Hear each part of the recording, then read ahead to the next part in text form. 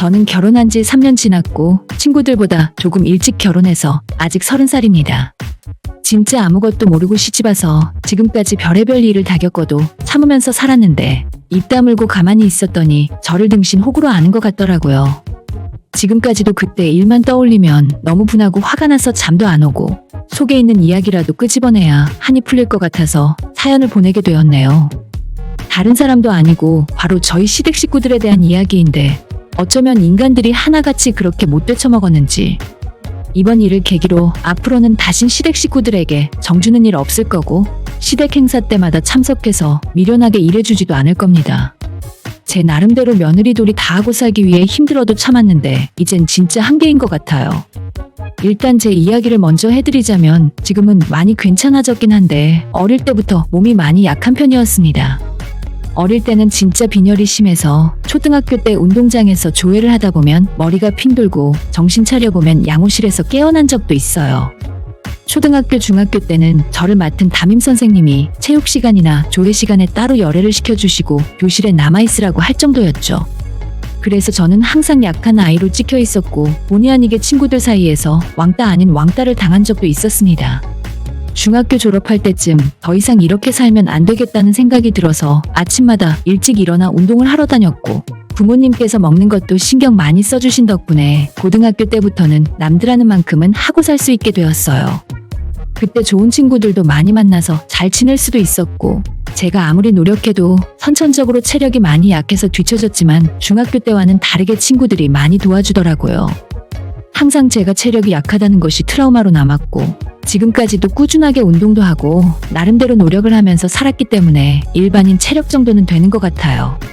하지만 아직도 제 키는 160cm 정도에 몸무게는 30kg대 후반이나 40kg 초반을 왔다 갔다 할 정도로 마른 편이라서 회사에서 늦게까지 무리를 하거나 힘쓰는 일을 하다 보면 머리가 핑핑 돌고 어지러워서 쓰러질 것 같다는 생각이 들 때도 있어요. 저는 예전부터 건강하고 운동을 잘하는 남자가 이상형이었고 그래서 그런지 제 남편도 못하는 운동이 없을 정도의 스포츠맨입니다. 헬스장에서 운동하다가 처음 만나게 되었고 연애할 때까지만 해도 남편은 제가 너무 몸이 약하다면서 평생 옆에서 지켜주겠다고 난리였었죠. 실제로 연애하면서 같이 운동도 많이 했었는데 제가 워낙 근육이 안 생기고 살이 붙질 않는 체질이라서 아무리 노력해도 체중이 늘지 않더라고요. 2년 반의 연애를 마치고 결혼 승낙을 받기 위해 양가 부모님을 찾아뵀었는데 그때도 시댁 식구들, 특히 그 중에서도 시어머니께서 제가 너무 비쩍고라서 약해 보인다며 결혼하는 것 자체를 못마땅하게 생각하셨어요. 나중에 아이 낳을 때도 건강이 너무 약해서 문제가 될 거라 하시고 저렇게 체력 없는 며느리한테 아들 장가 보내면 아들이 고생하며 병수발 들고 살 것 같다며 싫어하셨죠. 하지만 남편의 적극적인 설득과 제가 보기엔 이래도 운동도 열심히 하고 있다고 말씀드려서 어렵사리 승낙받고 결혼해 지금까지 잘 살고 있었습니다. 결혼할 때 너무 어렵게 승낙받고 살았는데 지금 와서 생각해보면 차라리 시모가 결혼하지 말라고 반대할 때 인연이 아닌가 보다 하고 저 혼자 살 걸 그랬나 싶어요. 아무튼 결혼 이후에도 남편과 저는 운동 열심히 했었고 식욕 없을 때도 하루 세 끼 챙겨 먹고 영양제에 보충제까지 챙겨 먹으니 몸무게도 조금씩 늘긴 하더라고요. 덕분에 지금은 체중계에 올라가면 43kg 정도 나갈 정도로 나름대로 표준 체형이 되었다고 생각해요. 이제는 빈혈로 고생한 적도 없고 몸이 많이 피곤하거나 체력이 딸리는 느낌은 받지 못했습니다. 다만 남편과 제가 당분간은 아이 가질 계획이 없었기 때문에 시어머니가 그걸 또 못마땅하게 생각하시면서 전부 제가 몸이 약해서 아이가 들어서질 않는다며 오해하고 계시더라고요. 너는 이제 아가씨 시절도 아닌데 계속 그렇게 다이어트하고 살 뺄 거냐? 밥도 좀 팍팍 복스럽게 먹어봐. 살을 찌우고 체력을 길러야 아이가 생기지. 저는 절대 다이어트 하는 게 아니라고 설명드리고 운동하는 것도 살 빼려고 하는 게 아니라 오히려 근육 늘리고 체력을 기르기 위해 하는 거라고. 그래서 결혼하고 나서 체중도 조금 늘었다고 말씀드렸지만 어머님은 제가 하는 말은 다 거짓말이라 생각하시더군요. 그리고 우리 부부가 집 사기 전까지는 아이 갖는 걸 계획적으로 미루고 있다고 말씀드려도 전혀 들어줄 생각 없이 당신 할 말만 하고 가십니다. 저는 저대로 체중이 빨리 늘지 않는 것이 큰 스트레스 중에 하나였거든요. 살 빼고 다이어트 하는 분들은 제가 이런 말을 하면 목에 겨워서 헛소리한다고 말씀하시지만 살을 빼는 만큼 찌우는 것도 너무 힘든 일이고 간신히 운동과 먹는 걸 신경 쓰면서 1kg, 2kg 체중이 늘었다가도 며칠 집에서 가만히 있으면 금세 또 빠져버려요. 그런 와중에 저희 시어머니까지 제 얼굴 볼 때마다 한숨을 푹푹 쉬시며 살 좀 찌라고 구박을 해대시니까 스트레스 때문에 속이 울렁거릴 지경이었어요. 목구멍으로 잘 넘어가지도 않는 밥을 몇 끼니마다 2공기씩 먹고 소화가 안 되어 괴로웠지만 식후에 고칼로리 간식도 챙겨 먹고 자기 전에 치킨이나 햄버거 같은 야식도 매일 먹다시피 했어요. 제가 선천적으로 몸이 약해서 그런지 소화 기능도 그다지 좋지 못해서 음식물만 억지로 밀어 넣다 보니까 소화장애까지 얻게 되었고 밤늦게 폭식하고 소화도 못 시킨 채 누워있다 보니 새벽까지 잠도 못 자고 뒤척거리다가 불면증까지 생겨서 최근에는 수면 유도제를 먹지 않으면 잠도 제대로 잘 수 없습니다. 이렇게 며칠 고생하고 아프다 보면 기껏 힘들게 찌워놓은 살이 2kg, 3kg 한순간에 훅 빠져버리고 말아요. 저는 저대로 너무 큰 고통이자 고민인데 주변 사람들은 제가 하는 말에는 전혀 공감할 수 없다면서 아무리 먹어도 살이 안 찌는 건 축복이라며 자랑하지 말랍니다. 심지어 제 뒤에서 저를 욕하는 사람까지 생겨나는 바람에 그 뒤로는 더 이상 남들 앞에서 제 고민을 이야기한 적 없었어요. 아무튼 그런 시어머니의 잔소리가 올해 들어서 더욱 심해지기 시작했고 여자 나이가 30이 넘으면 노산이라면서 빨리 아이 가지라고 닥달을 하셨죠. 사실 신혼 초부터 언제 손주 보여줄 거냐고 하시긴 했지만 제 나이가 30줄에 들어서자 더욱 그 정도가 심해지셨어요. 나이 먹을수록 아이 낳기 힘들어지고 태어난 아이도 건강하지 않다나 뭐라나? 물론 그 말이 100번 맞다고 쳐도 저는 절대 나이 30이 노산이란 생각은 안 합니다. 남편과 결혼하기 전부터 아이 문제에 있어서만큼은 어느 정도 준비를 해놓고 그 이후에 생각하자고 결정했었거든요. 양가 부모님에게 도움을 받지 않았고 우리 힘으로 결혼했기 때문에 아이보다는 우리 집 장만이 더 먼저라고 생각했습니다. 진짜 시어머님이 제 얼굴 볼 때마다 너네는 언제 아이 낳을 생각이냐고 왜 그렇게 태평하냐고 한 소리씩 하셨는데 그럼 저도 어머님이 저희 집 사는데 돈 좀 보태주시던가요? 저도 내 집 있었으면 진작 나왔죠. 라고 쏘아붙이고 싶은 마음을 간신히 참고 살았어요. 그나마 남편이 시어머니를 막으면서 우리가 아이 키울 준비가 덜 돼서 그렇다고 알아서 낳을 테니 기다리란 소리를 했었는데 어머님은 옆에서 뭐라 하던 말던 아이 안 낳는 원인이 저한테 있다고 확신을 하고 계셨어요. 너가 몸이 약해서 그런 거 아니냐? 아니면 혹시 몸에 무슨 문제라도 있는 거야? 안 되겠다. 너 나랑 같이 산부인과 가서 검사라도 한번 받아보자. 제가 어머님 말에 웬만하면 화내거나 크게 감정을 드러내지 않는 편인데 저 이야기만큼은 너무 자존심 상해서 참고 넘어갈 수 없겠더라고요. 병원을 제가 왜 가냐고 나는 건강하고 아픈 곳 하나 없는데 다만 내 집 마련이 먼저라서 아이는 미루고 있다고 말씀을 드려도 시모는 제 말은 한 귀로 듣고 흘려버렸어요. 하도 옆에서 뭐라고 하니 스트레스 때문인지 최근 들어 건강 상태도 많이 안 좋아졌고 살쪄야 한다는 강박관념이 생겨서 아무리 배가 불러도 음식을 속으로 더 밀어넣었어요. 그러다 화장실 변기를 붙들고 토하는 일까지도 자주 생기더라고요.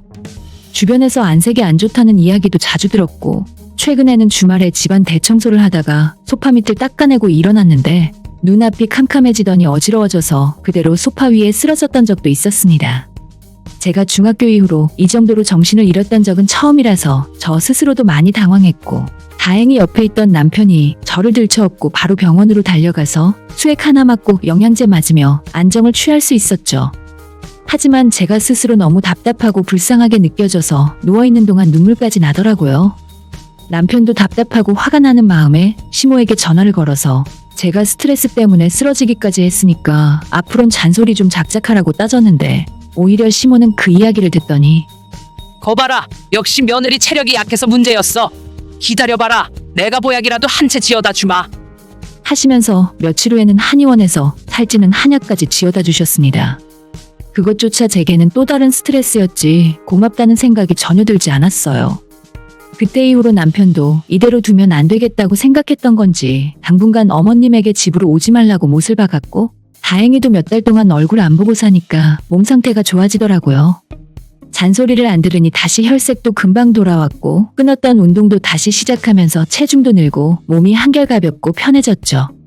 시모가 저를 가만 놔두기만 해도 이토록 건강이 금방 회복될 수 있는데 숨도 못 쉬게 괴롭히고 잔소리를 해대는 시모가 더 싫어졌습니다. 그나마 추석 이후로 얼굴 안 보고 살아서 좋았는데 얼마 전 도저히 피할 수 없는 커다란 시댁 행사가 있었어요. 회사에서 한참 일을 하던 중이었는데 갑자기 시모에게서 연락이 오더니 주말에 김장하기로 되어 있으니 집으로 건너오라 하시더라고요. 저 처음 시집 왔을 때는 밑도 끝도 없이 배추 100포기를 가져오는 바람에 무려 1박 2일 동안 김장을 했었는데 한번 그렇게 해보더니 어머님께서도 아니다 싶었는지 그 다음 해부터는 50포기로 확 줄이셨죠. 아무튼 일요일에 김장을 한다고 해서 일찍 시댁으로 건너오라 하셨고 무시하고 안 갈 수 없으니 어쩔 수 없이 남편이랑 같이 건너갔습니다. 시댁에는 아직 시집까지 하는 저보다 2살 아래 신우가 있었고 시모와 저 그리고 신우랑 셋이 김장을 하기 시작했습니다. 남편은 옆에서 힘쓰는 일과 마늘 까는 정도는 도와줬었는데 시아버지는 워낙 옛날 분이시라 주방일을 여자가 하는 일이라며 원래 손끝 하나 까딱하는 분이 아니었어요. 시키는 대로 정신없이 일을 하고 있다 보니 이상하게도 아까부터 힘들고 어려운 일은 전부 저한테 시키는 것 같더라고요. 시모와 신우는 간단한 일을 하면서 수다 떨고 놀면서 여유 있게 일을 했는데 저한테는 무채 써는 일이나 김치 속 버무리는 것도 전부 제가 하게 되었었죠. 저는 꼼짝 못하고 쪼그려 앉아 일을 하고 있었는데 시모랑 신우는 정신없이 왔다 갔다 제대로 한 가지 일을 진득하게 하는 걸 못 봤습니다. 이러다가 김장이 오늘 안에 끝나나 싶을 정도였고 나라도 빨리 해서 끝내고 빠르게 집으로 가서 쉬어야겠다 생각하고 있었죠. 그런데 한참 김치 속을 버무리고 있던 차에 안방에 있던 시아버님이 나오시더니 그런데 올해는 왜 수육 삶는 냄새가 안 나냐? 라고 하시더라고요. 그제서야 다들 수육을 깜빡했다는 걸 알게 되었고 어머님이 깜빡했다면서 그냥 김장 다 끝나면 정리해놓고 나가서 맛있는 거 먹자고 하셨어요. 조금 아쉽긴 했지만 집에서 저녁 먹으면 음식 차려야 하고 치워야 하는 것도 일이니까 그냥 나가서 먹는 게 낫겠다 싶더라고요. 점심도 거르고 일을 계속했고 오후 5시쯤 어느 정도 김장을 마무리할 수 있었습니다. 시댁 김치통과 우리 집에서 가져온 김치통에 옮겨 담아놓고 설거지하고 정리를 하고 나니 배도 고프고 허리가 너무 아프더라고요. 시댁 식구들은 하나둘씩 씻고 외출할 준비를 시작하길래 이참에 잠깐 쉬고 있어야겠다 생각해서 결혼 전 남편이 쓰던 작은 방에 있는 침대에 누워 깜빡 졸아버렸습니다. 5분만 눈 감고 있어야지 생각했지만 잠깐 졸고 일어나 보니 온 집안이 컴컴하고 사람 소리도 들리지 않더라고요. 시계를 보니 1시간도 넘게 지나 있었고 설마 나를 두고 시댁 식구들만 밥 먹으러 나간 건가 싶었죠. 남편에게 전화를 걸어서 지금 어디냐고 나는 왜 안 깨웠냐고 물어봤더니 당신이 너무 곤히 자고 있길래 피곤해 보여서 일부러 안 깨웠지. 이따 가는 길에 당신 건 포장해 갈게. 뭐 먹고 싶어? 제 전화를 받는 남편의 주변은 시댁 식구들의 목소리 때문에 시끌벅적했고 신우와 시모의 웃는 소리가 들리더니 걔는 이제 일어났니? 옛말에 자는 놈 밥은 없다더라. 일어났으면 뒷정리나 좀 하고 있으라 그래. 안 그래도 저 빼놓고 나가서 빈정이 상했는데 못돼 먹은 시모의 목소리를 들으니 너무 짜증나더라고요. 옆에서 신우가 웃는 소리도 듣기 싫고 진짜 어떻게 가족이 이럴 수 있나 싶었죠. 아침부터 같이 일하고 고생했는데 자고 있더라도 깨워서 같이 밥은 먹으러 나갔어야죠. 제가 일을 덜한 것도 아닌데 자기들 목까지 열심히 하느라 지쳐 쓰러져 잠든 걸 가지고 밥 먹으러 갈 때 깨우지도 않는 사람들이 무슨 한 식구입니까? 남편은 뒤늦게 자기가 실수했다는 걸 깨달았는지 너무 피곤해 보여서 그랬다며 미안하다고 사과를 했지만 이미 때는 늦었어요. 더 이상 시댁에 있기도 싫었고 남편을 두고 저 혼자 집에 가야겠다 생각했죠. 우리 몫의 김치통은 저 혼자서는 들고 갈 수도 없었으니 남편이 알아서 가져오겠지 생각하고 외투를 입고 집을 나서려는데 이대로 그냥 당하고 가기엔 너무 억울하더라고요. 싸가지 없는 시모에게 매운맛을 보여줘야겠다 생각해서 시어머니 댁 김치통을 열어서 그 안에 소금 아니면 설탕을 한 주먹씩 넣어놓고 돌아왔습니다. 분명히 방금 전까지는 간이 딱 맞던 김치였는데 나중에 열어서 먹어보면 엄청 짜거나 엄청 달거나 둘 중 하나일 거예요. 그제서야 제 속이 좀 풀리는 듯한 기분이 들었고 시댁 사람들에겐 간다는 말도 없이 저 혼자 택시 타고 집에 돌아와 버렸죠. 집에 오자마자 배가 고파서 밥부터 챙겨 먹고 샤워하고 한숨 자고 있었더니 남편이 뒤늦게 돌아와서 미안하다 사과를 하는 겁니다. 당신네 식구들은 나를 가족으로 생각이나 하는 거야?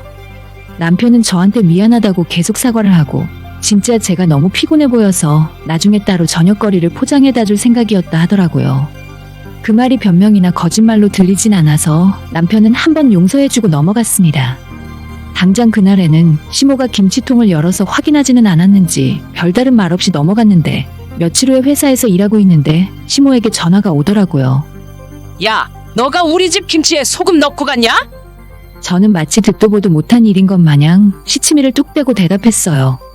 소금이요? 무슨 소금을 말씀하시는 건지 모르겠는데요. 저희 김치 젓가는 어머님이랑 아가씨가 둘이 보셨잖아요. 저는 그냥 시키는 대로 버무리기만 했는데요. 시모는 절대 자기가 실수한 게 아니라면서 그때 간을 딱 맞게 했었는데 지금 보니 김치가 어떤 건 짜고 어떤 건 달고 엉망진창이라며 노발대발 하시더라고요. 그걸 왜 자꾸 저한테 그러세요? 저는 시키는 대로 일만 한 죄밖에 없어요. 그때 분명히 어머님이 김치 젓가는 알아서 하셨잖아요.